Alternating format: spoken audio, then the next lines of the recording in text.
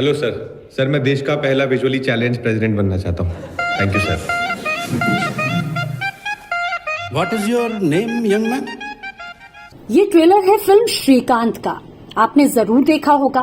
Film में अभिनेता राजकुमार राव मुख्य भूमिका में है, लेकिन किस्सा फिल्म का नहीं बल्कि श्रीकांत बोल्ला का है, जिन पर ये फिल्म आधारित है।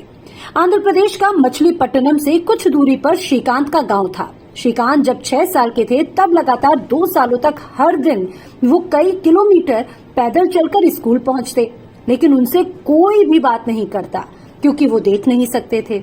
एक इंटरव्यू में उन्होंने बताया था कि मेरे माता पिता को ये बताया गया कि मैं अपने घर तक की रखवाली करने में अक्षम हूँ, क्योंकि अगर एक कुत्ता भी मेरे घर में घुस जाए तो वो भी मैं देख नहीं सकता।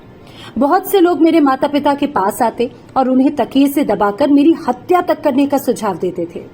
खैर, 8 साल की उम्र में उन्हें नेत्रहीनों के बोर्डिंग स्कूल में दाखिल मिला, हैदराबाद में। उन्होंने यहाँ तैराकी सीखी, शतरंज खेला और क्रिकेट में भी अपना हाथ आजमाया। श्रीकांत का हमेशा से सपना था कि वो इंजीनियर बने, लेकिन स्कूल ने मना कर दिया क्योंकि उस वक्त आंध्र प्रदेश राज्य शिक्षा बोर्ड में एक नेत्रहीन को साइंस एंड मैथ्स पढ़ाने की इजाजत ही नहीं थी।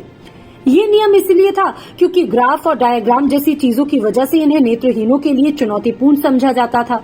अब इसके बजाय नेत्रहीन छात्र आर्ट्स, लिटरेचर और सोशल साइंस वगैरह ही पढ़ सकते थे। बहुत कोशिशें की गई। उसके बाद में श्रीकांत को जब परमिशन नहीं मिली तो उन्होंने हाई कोर्ट का दरवाजा खटखटाया और इस बीच हैदराबाद के एक मेन स्ट्रीम स्कूल चिन्मय विद्यालय ने नेत्रहीन छात्रों को विज्ञान और गणित पढ़ाने की पेशकश की, तो श्रीकांत ने फौरन उस स्कूल में एडमिशन ले लिया। अपनी क्लास में श्रीकांत इकलौते ब्लाइंड स्टूडेंट थे। उधर वो केस जीत भी गए। श्रीकांत आईआईटी में पढ़ना चाहते थे, लेकिन कोई भी कोचिंग इंस्टीट्यूट एक ब्लाइंड स्टूडेंट को एडमिशन ही नहीं देता। श्रीकांत ने हिम्मत जुटाई और अमेरिकी यूनिवर्सिटीज में आवेदन करना शुरू किया और उन्हें 5 प्रस्ताव भी मिले। श्रीकांत ने मैसाचुसेट्स में एमआईटी को चुना, जहां पर वो पहले नेत्रहीन अंतर्राष्ट्रीय छात्र थे। और इन अनुभवों के बारे में एक इंटरव्यू में बाकायदा श्रीकांत ने कहा भी था कि यहाँ की भीषण ठंड मेरे लिए पहला झटका थी, क्योंकि मुझे इतने सर्द मौसम में रहने की आदत ही नहीं थी। अब इसके अलावा खाने का स्वाद, सुगंध भी कुछ अलग थी। उन्होंने कहा कि मैंने तो शुरुआती 1 महीने तक सिर्फ फ्रेंच फ्राइज और फ्राइड चिकन फिंगर्स ही खाकर गुजारा किया। पढ़ाई करते हुए श्रीकांत ने हैदराबाद में युवा विकलांगों को प्रशिक्षित और शिक्षित करने के लिए एक एनजीओ की शुरुआत की, जिसका नाम समन्वय centre for children with multiple disability था। उन्होंने अपने जुटाए पैसों से हैदराबाद में एक ब्रेल लाइब्रेरी भी खोली। श्रीकांत का जीवन अच्छा खासा चल रहा था।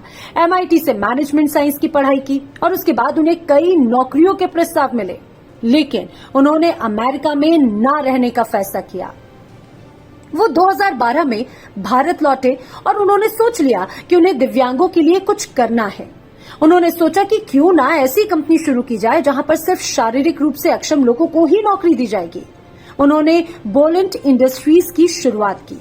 ये ऐसी पैकेजिंग कंपनी है जो इको फ्रेंडली उत्पाद का निर्माण करती है। 2022 तक ये 483 करोड़ की कंपनी थी और इस कंपनी में अधिक से अधिक विकलांग लोगों के लिए ही मानसिक स्वास्थ्य से जुड़ी समस्याओं वाले लोगों को रोजगार दिया जाता है।